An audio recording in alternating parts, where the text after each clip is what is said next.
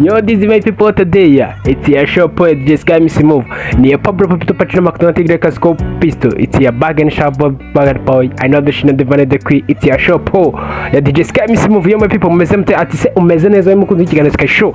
Ati karizere ko umeze neza cyane aho tugiye kugaruka muri atete zigiye zitandukanye cyane yuko uyu munsi tugiye kuzikoraho ari umunsi w'intwari. Ati kanwifurize kugira nawe ubutwari mu byo ukora mu byo uvuga nawe urangwemo n'ubutwari. So rero uyu munsi ndagenda nkurebera se hirya no hino byifashe gute, haba muri showbiz haba muri politike, tugenda turushaho kugenda tumenya amakuru menshi cyane agiye atandukanye yo hirya no hino kugira ngo tugende tubasha kuba twakinjira muri weekend yacu tumeze neza cyane, hari ibyo tugiye tuzi ndetse hari amakuru menshi cyane twagiye tumenya. So rero inkuru ya mbere twaheraho ni inkuru ivuga ku buyobozi bwa Kickers Music. Ubuyobozi bwa Kickers Music busanzwe abutegura ibitaramo bya Tour du Rwanda Festival bwamaze kwemeza ko ibi bitaramo biherekeza irushanwa rya Tour du Rwanda bizazenguruka imijyi ine irimo Musanze, Rubavu, Huye ndetse na Kigali, yuko abangaba kabisa nka Kickers Music bazaba bahabaye mu gihe Tour du Rwanda Festival izaba itangiye, kugira ngo urusheho kugenda nawe uryoherwa n'irushanwa ry'igare cyangwa se nawe wowe ukunda irushanwa ukomeza kugenda umera neza. So rero kuri 25 z'ukwa kabiri azaba ari Musanze, 26 z'ukwa kabiri azaba ari Rubavu, 28 z'ukwa kabiri azaba ari Huye, ubundi 2 z'ukwa gatatu azaba ari Kigali. Iyo ni Kickers Music aho yaguteguriye igitaramo cyangwa se ibitaramo festival bigomba kuba byaherekeza igare kugira ngo urusheho kugenda uryoherwa n'igare. So rero muri Uganda turinjira mu makuru avuga ku muhanzikazi w'umunyarwandakazi, ubona undi muhanzi n'umuhanzi yitwa Gloria na Baby Cool barikoroje, aho abangaba batizanyijeho umuriro yuko uyu muhanzi w'umunyarwandakazi Gloria ukorera umuziki muri Uganda yaciye igikuba muri Uganda nyuma yo kwibasira muhanzi Baby Cool, agahamya ko indirimbo Sakamu Friends iherutse gusohorwa n'umuhanzi Baby Cool ufite izina navuga ngo rikomeye cyane mu muziki wa Uganda.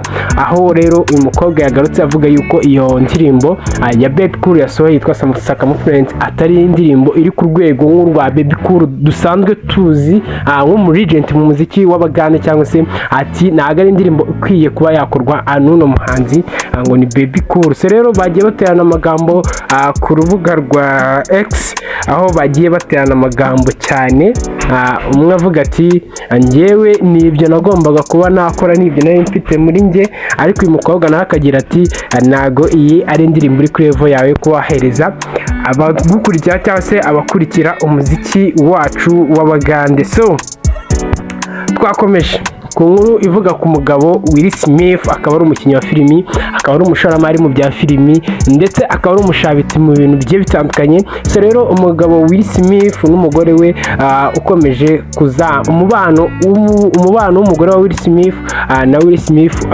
ukomeje kuzamba cyane nyuma yuko bongeye kurikoroza ku mbuga nkoranyambaga. So rero inkuru iravuga ati Will Smith amaze igihe kinini atabana n'umugore mu rugo rumwe.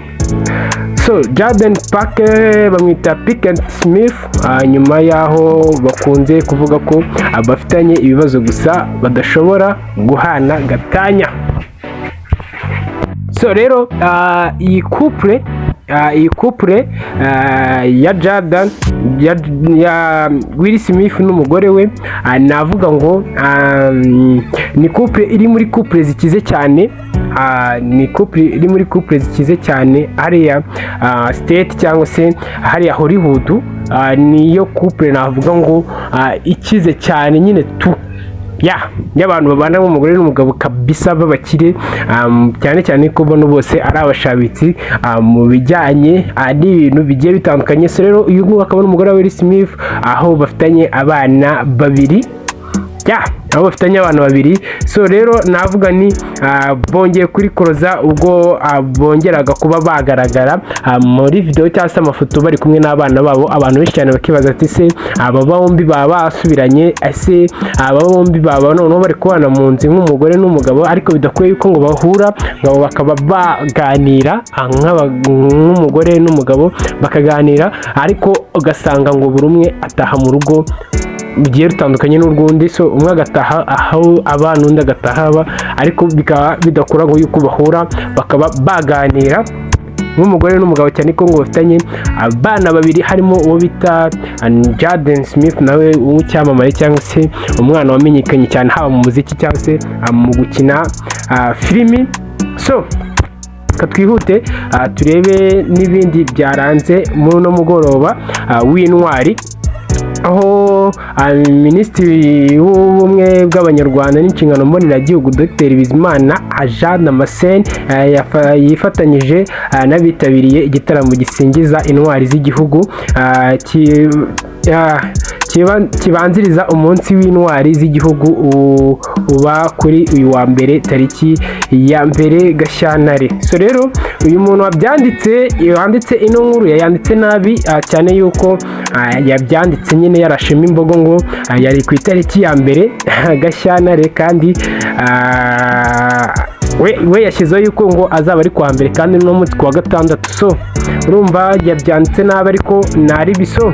Rero uyu akaba ari umunsi navuga ngo w'intwari ku no tariki ya 1 Gashyantare, ubwo akaba ari no munsi kuwa gatandatu, cyane ko uzakomeza kwizihizwa kugeza kuwa 1. ubu akaba ari ikiruhuko nk'uko dusanzwe tubizi cyangwa se twabimenyereye. So another update ni update ziri kuvuga kuri James General Retired James Kabarebe, aho General Retired Kabarebe yanyomoje uwahoze akuriye ubutasi bwa Afurika y'Epfo.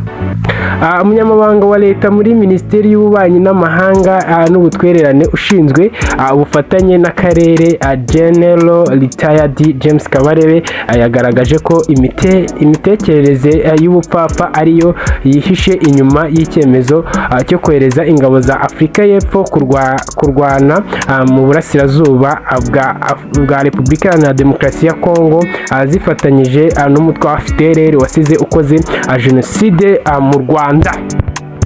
So izi nkuru ni inkuru navuga ngo ziri trend, aho bagiye nabo baterana amagambo hagati yabo, aho wasangaga ari byo General Retired Kabarebe atwitinga ku rubuga rwe rwa X, ugasanga n'abandi nabo ari ibyo bari gutwitinga bagenda ngo bamunyomozanya, ariko cyane yuko atari cyo kiba kigamije. So rero inkuru yakomeje igira ati ku bijyanye n'ibyo Perezida Mafosa yatangaje by'uko abasirikare b'igihugu cye bishwe kubw'ibitero bya M23 na RDF